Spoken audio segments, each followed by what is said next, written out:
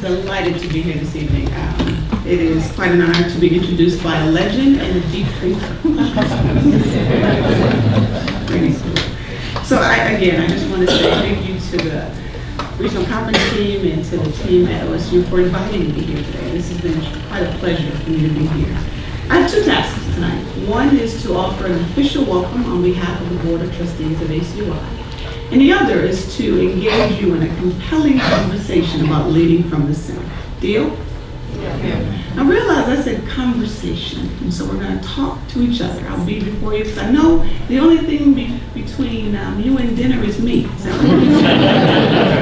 get that. All right, let's see. How do I switch to my presentation? I'm not sure how to get to it. But so while Kim is here, her name is lovely, isn't it? Say Kim with me. Yeah. That's amazing. I am going to do part one of my class, which is welcome you on behalf of the ACUI Board of Trustees.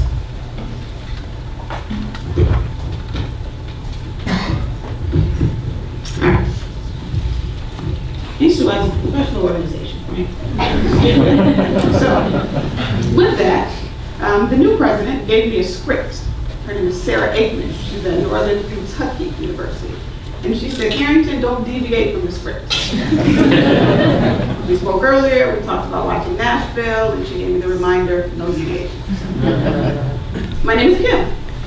And I'm proud to serve on your ACUI Board of Trustees. Now, some of you may be wondering, what exactly does a Board of Trustees do? The board is elected by the ACUI membership and is responsible for the strategic and fiduciary direction of the association. The board includes a president, her name is Sarah, president-elect, Henry J. Scott, past president, that's me, and 6 to 8 at-large members, as well as the new ACUI CEO. In keeping with our student-centered history, at least one of our board members must be a student. The Board of Trustees has been very busy this year, and we wanted to take a few minutes to provide updates on some important association-wide business. The Strategic Plan Task Force has been working on developing a new 3-year strategic plan for the association. Tomorrow at 9 a.m. 9 a.m. Molly Ward, everybody look at Molly. Molly, wave. Molly, right here. Molly and I will be conducting a session on the strategic plan. We'll give you the insights, let you know what's happening, and ask you to give us feedback on where the association should be now, in between 3 years from now. ACUI has also launched the Future of the Brand Task Force, and tonight I learned that there's a member of the audience that is on that task force. Lincoln Johnson is on that task force as well. And so what we're looking at is thinking about ACUI and the brand and the name, Association of College Unions. Does that still resonate with us? So those are things that we're looking at as a board. Diversity is also one of our association's core values, and our commitment to being an inclusive organization is an absolutely high priority. A new Council for Diversity and Inclusion was formed with representation from at-large members, staff, industry partners, and current regional, community, and international volunteers. This year, all seminars, conferences, and institutes included education related to intercultural proficiency. We are looking at enhancing our recruitment efforts, revising and affirming our statements regarding inclusion, and building relationships with partner organizations to provide education and training to our members, volunteers, and staff. The Education and Research Fund continues to provide scholarships to students and professional staff members. As a board member, I give to the Education and Research Fund consistently. You too can give to the Education and Research Fund by bidding on a silent auction item, making a one-time donation, or by pledging a monthly donation. Also, voting for the ACUI Board of Trustees is coming up. The Board of Trustees is an elected position. Fortunately, sometimes say, yes, then we went to serve in that one. I was voting on, which is pretty cool. All of you are eligible to vote. So all you have to do to vote is make sure that you're listed on the on the institutional roster. So each of your directors at each campus has a person who's kind of the monitor of that list. If your name is on that list, you too can vote. Voting will open on October 19th and close on November 17th. Everyone who's on the roster can vote, it's just not the director. Voting is easy and open to all ACUI members. watch for an email, and go online to vote. How many of you are students in the room? Students, there's also a place for you on the ACUI Board of Trustees. There is one student member that is selected for a one-year term on the board. The student member on the board shall be an individual member at a member institution in good standing. He or she shall be a degree-seeking undergraduate or graduate student who is not a full-time employee at the institution. Application materials are posted online currently at acui.edu/volunteer. December 4th is the submission deadline for those applications. If you have questions about serving on the board, students who are interested in that, Molly and I will hang around afterwards. We look forward to talking with you about your interest in that. There will be a selection process, a screening committee consisting of the president-elect, a current student member, the CEO, and another at-large member. There will be interviews conducted December 7th through 11th, and a recommendation will be made to the Board of Trustees by December 15th. The selected student is expected to attend the board orientation January 24th through 26th, 2016 in Bloomington, Indiana. Who's been to Bloomington, Indiana in the wintertime? So much fun.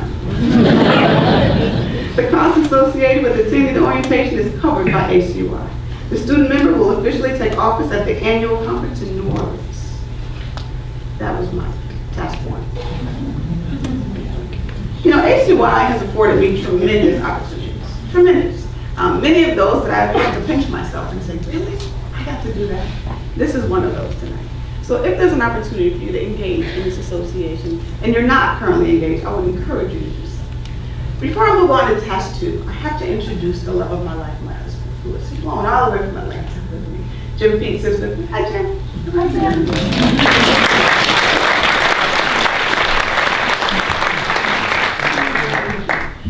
So, my topic tonight, your theme tonight is leading from the center.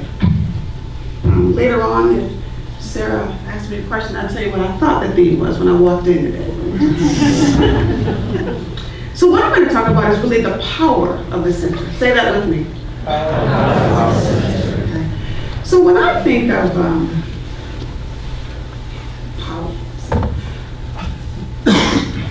so when you think of power, what do you think of? Some people may think of power, right? You know, this is a no judgment zone, so, you know, windmills, power. Some of you really may think of, that's okay too, that's fine. Some of you may be athletes, and think of the powerful serve of Serena Williams. So when I think of power, because for me, power is influence, and I am easily influenced by ice cream. So later on tonight, if any of you know of an ice cream parlor, I will go where you go.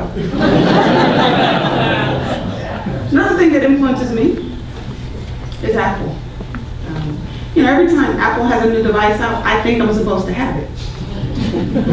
So it's amazing. So when you think about power really is about influence. It really is about influence. And so in 2014, there was an article in the Harvard Business Review that talked about old power versus new power. Old power versus new power. And so old power is held by few, right? It's really kind of hierarchical and bureaucratic, and there's a few that have it, and it's contained, and it's protected. That's old power. New power is shared, it's participatory, it is engaging, it allows others, it flows like a current, very different. As you think about leading and leadership roles, be cognizant of power. I'm sure in your campuses you can look at those and how power operates. Apple actually is an organization that is veiled in secrecy. There's a lot of power in that information. Facebook is quite the opposite. More new power. You can share content and share it across. And so power is an important element as you think about leading. Another piece of that, there is Reagan and French, 2 researchers who really study power and influence. And what they did is they looked at power and identified 5 sources of power. And they grouped them into 2 primary categories. One is organizational, the other is personal. Organizational power has 3 sources. Organizational power 1 is legitimate power. That's the power, that's some of my authority, just based on who you are, the role that you have some power. Another one is reward power, because you can leverage something against me. You can give me something. You can give me ice cream tonight, you have the power. The other type of power that is organizational is coercive power. Sometimes we know people that operate with that. I'm gonna threaten you, or I'm going to punish you. And there's that. That's power as well. Personal power has two sources. One is expert power. There are people in our lives who have power just based on what they know. A doctor, a lawyer. My doctor will prescribe me a medicine and I'll say, okay, I'll take that, just because of that power. The other one is referent power. And that is power that is attributed to someone based on our respect for them, or admiration for them, or their likability. Give me an example. Anyone can think of an example of referent power, that someone would have power just because we like them or we think they're cool? Oprah. Oprah has mad power. Right? Oprah says a book is something that people should read. You can't keep it on the shelf. Oprah's list of my favorite things, man, I go through it all the time. I'm like, honey, let's look at this list. For years I tried to be on her my favorite things show, just to get it. Everybody get it. I would like it. But power, it's amazing how people use power. My husband and I have 3 children. We have a 20-year-old and 2 boys, and 2 fur children as well. But we always tell them, use your power and use your influence for good. Understanding your sphere of influence and who influences you and who you're influenced by is important. Understanding the impact that you have on individuals and what you say and what you do is power. And it's important to understand that. So the first concept we want to talk about was power. Next thing is the center. At the center, there's some good stuff at the center. I forgot that one. Yeah. Some good stuff at the center, though. So how many of you, let's be honest, will open an Oreo and get the good stuff out of the middle? Anybody do that besides me? I do the same thing. I believe that the power at the center, there's so much good stuff at the power. Powerful leadership emanates from the core and the center of who you are. But before you can access what's happening at the core of you, you have to do this. You have to know who you are. One of probably my most powerful working environments was at Georgia State University. Georgia State was my 3rd institution where I worked, but it was different. It was my 4th professional job, but it was a time where I had to really get to know myself. I had a complex organization. I was supervising multiple people, multiple areas, had a new supervisor, I was in a new town. It was tough. It was difficult. It was at that point where I had some difficult decisions to make. But in the trials that I went through at Georgia State, I think I came out much stronger. It was then that I had to know myself. I had to know my strengths, my limitations, my weaknesses. And really the me that I thought I was, wasn't who I was at all. Oftentimes I've heard a saying that you know who you are when you're placed in hot water. A tea bag becomes tea when it's placed in hot water. Georgia State was wonderful. It wasn't a bad experience at all, but because it was so different than what I'd been used to, I'd moved from Buffalo, New York to take a job at Georgia State, and everything about it was different. It was a risk, but taking that risk, I pushed myself to the limit, and I began to know myself. Self-awareness is a key element in the power and really leading from the center, because until you know what's there, it won't work.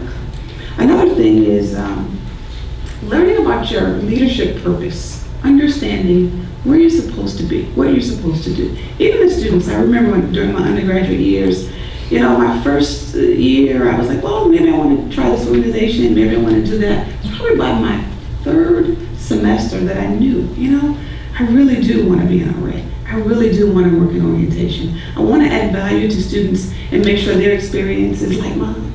And so finding out what that is, self-knowledge, but also finding out what your purpose is in your jobs, in your careers, what are you supposed to be doing? Because when you're aligning with what you're supposed to be doing, that's when everything else works. I heard a saying once that perfection is when your proclivities, when your wishes, when your talents line up with what the world needs, that's perfection. But it takes time to get to know that, to pause and figure that out. And that is where we should be. Some of you may watch the show, The Morning Joe. Anybody know that TV show, The Morning Joe? There's a woman on there named Mika. Mika works with Joe Scarborough. And Mika was actually terminated from a major job at CBS. She was on top of her career. And CBS said, no more. And in retrospect, what she talked about there was, I lost my job because I didn't know myself. I didn't know my talents. I didn't know what I wanted to do. I was all over the board. And CBS saw that. They wanted someone who was passionate and who brought that to the table. And she said, I didn't do that. And so now, the time in between, while it was difficult for her, she realized that that was important for her to make her next move. Because she was able then to know at the core of herself what you value. And in leadership, you have to know that, because there may be times you have to make a tough choice and say, you know what, that does not align with my values. That is not where I want to be. When you're leading from the center, it's important to make sure that your values align with those of the organization and the motives of that space that you're working with. That's an important piece. You know, another piece of Georgia State, while it was tough, is that I developed a core group of colleagues and friends that I still keep in touch with today. I worked at Georgia State over 17 years ago, but again, it was such a profound part of my life. I worked with colleagues I worked in a college union, but colleagues in orientation, in admissions, in Greek life, in housing. We developed a camaraderie that was unheard of, because we were all new, all coming from different places. We took some risks, and we became incredibly collaborative. We were unapologetic about sharing our weaknesses and our strengths and leveraging those together. If you're going to lead from the center, it takes collaboration. Because leadership isn't something that you can do alone, especially from the core. It's difficult.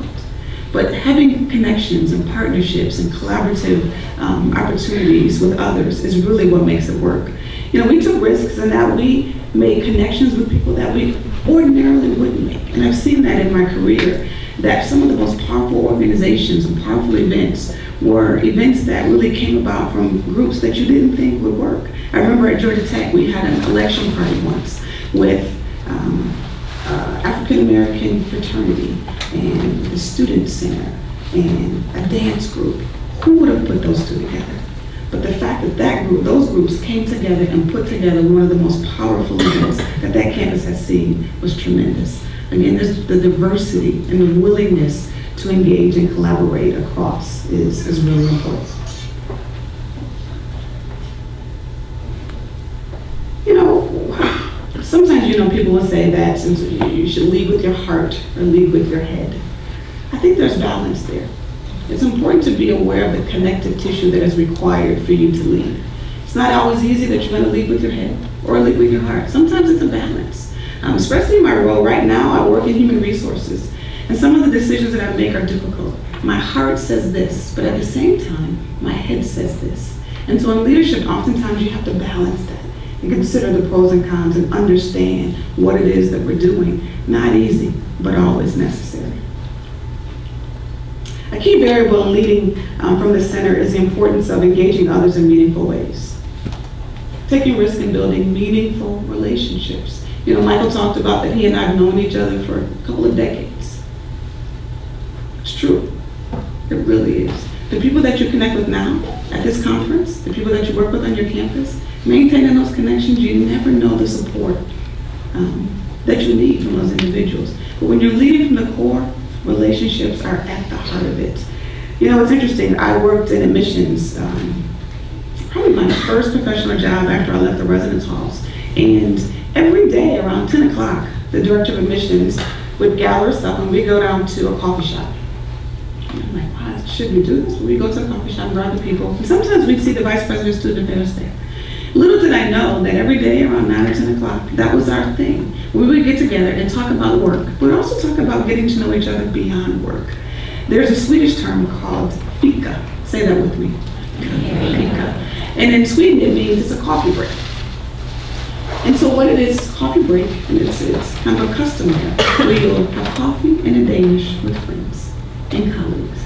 And I didn't know that. I just learned that term recently, but realized that that's exactly what we're doing. We solidify relationships based on upstate New York fika. It's something that I will take back to my team at Georgia Tech. That, the work, Brandon talked about, we're busy, but it's important sometimes to just stop and pause and value the connection that you make with your colleagues, because that too is leading from the center. I also think that that fika concept is where college unions come to play, right? So I think of a college union as that place where there's that multidisciplinary interaction that doesn't happen anywhere else on campus. Maybe it happens in the athletic fields, maybe it happens in other spaces, but the college union is a place for people from across campus to come together, to spend some time, to break bread and connect. That's what we should be. I would be dishonest if I said that leadership wasn't hard. Michael described my last year in ACUI as a president, and as my husband would say, it was probably one of the most challenging times in my life. It was fun. There was a lot happening, and the balance between what was happening at Tech and what was happening in ACUI was not easy. But there's a lesson I learned from my dad. See, I'm an only child. My mom died. This is the 10th anniversary of her death. So my father's 81, and he now is at home with a 10-year-old and 11-year-old. We'll see how that's going. But I still uptight to him. My father's taught me many, many lessons. But one he's taught me, when you're in a storm, especially a rainstorm. I'm from Buffalo. This doesn't apply to a snowstorm. I'm just going to say that. But in a rainstorm, he always said that you may be in the middle of the storm and you want to stop. And he always said, keep going. Just keep going. Because by the time you're midway through the storm, you'll make yourself out of the rain. And so the same thing is happening for you. Leadership isn't easy. You will come up against trials and tribulations and such, but just keep going. The relationships that you form along the journey will help you and guide you. Hold on to your values and keep it moving, because you will make it through. There's one last thing I want to leave you with about leadership. Have fun. It is fun. Again, I look back on the life that I've had in leadership within college unions and ACUI, and I tremendously and really enjoyed it. And so I'm going to show you a brief video about someone who I think is having a ball. The person's not at the front of the crowd, he's not at the back of the crowd, but he's taking an opportunity to have some fun. Let's check it out. If I can. No, that's not it. No, that's not it either.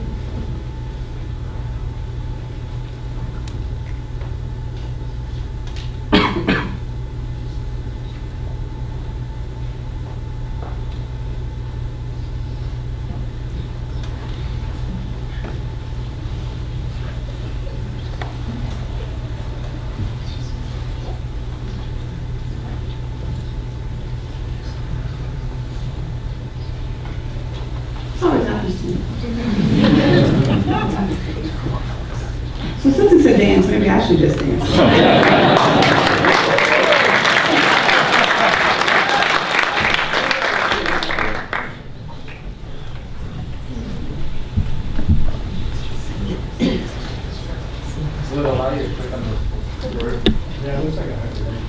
It is.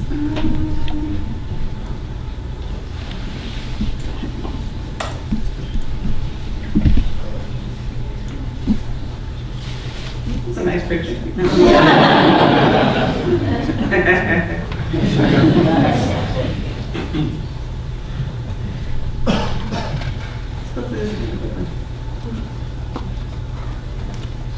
So I'm going to go back here.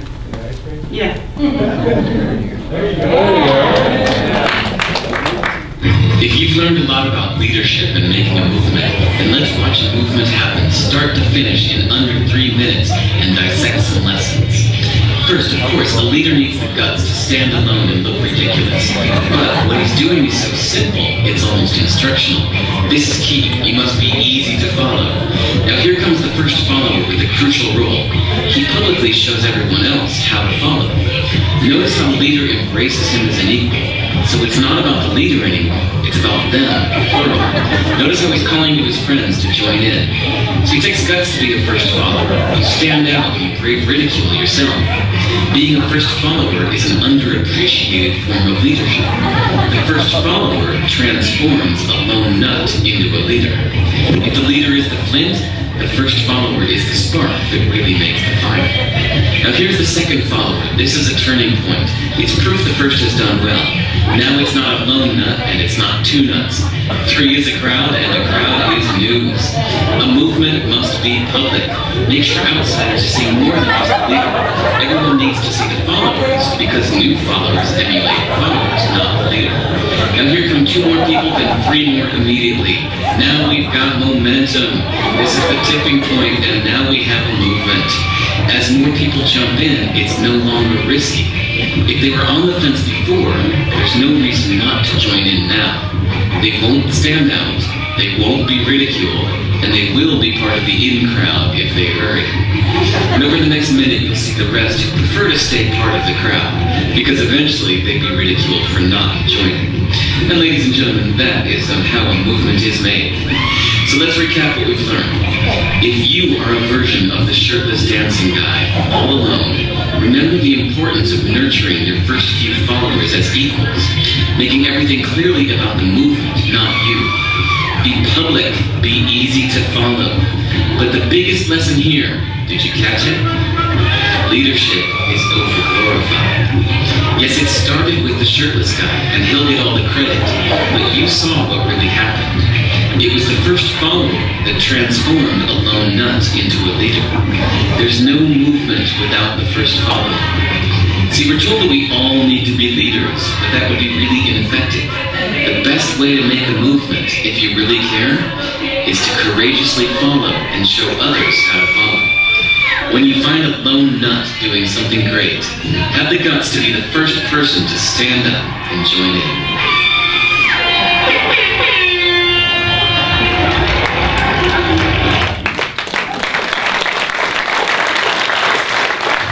Learn a lot about leadership and making movements. So what did you learn from that? What did you see? What are the lessons that came from that? Sometimes it takes a nut ball to get a crowd going. Say that one more time. Sometimes it takes a nut ball to get a crowd going. Sometimes it takes a nut ball to get a crowd going, absolutely. What else? Caution? Passion. Exactly, passion. Again, passion comes from the core. Passion comes from the center. And he was dancing. Take some risks. He wasn't at the front of the room. He was off to the side somewhere. But he went at it with abandon. I'll bet those second and third, the first and second followers had no idea what their role in the rest of the thing was. Exactly. Yeah, they had no idea what was happening. But again, a movement started. And that sometimes we do that in organizations. We take a risk with an event. Not sure where this is going, not sure what's going to happen here, but you come on board and bring others with you, that's fantastic. Any other lessons? Yes. Power can be given. Power can be given. That's a great lesson. Power could be given and should be given. You know, you don't lose anything. I heard a saying once about lighting a candle. When your candle is lit, when you light another one, your candle doesn't diminish at all. Light someone else's candle. Anything else? Learn to just be happy to just go and do it. Don't worry about who's going to say what. If they want to say meetings to you or be try to say or speak prejudice against you, let them be because they're doing it well. Exactly, exactly. Just take the risk. Go out there and do it. And you know, you'll find someone else who's interested as well. Just try it. Try it. Take the risk. Just a hand on that. Yes? Followers can be leaders in their own way. Followers can be leaders in their own way. Absolutely. And followers are absolutely necessary. Right? Absolutely necessary. Everyone is following somebody at some point. Everyone is. And the lessons that you learn from being a follower will bode well for you as you step into leadership roles. Treat others as equal and don't make the movement about you, but about your team. Absolutely. Treat others as equal and don't make the movement about you. Powerful. Sometimes persistence is key, because people might be initially resistant to new ideas, or weird ideas, or dancing. Very true. Persistence is key. Because if you notice, he was dancing there by himself for a good minute. And after a while, there were a couple people, but then crowds. Everybody wanted to be there. It's good. It's good. Region 4, so far you have been an amazing group of colleagues. I look forward to spending more time with you later on. Thank you for your time.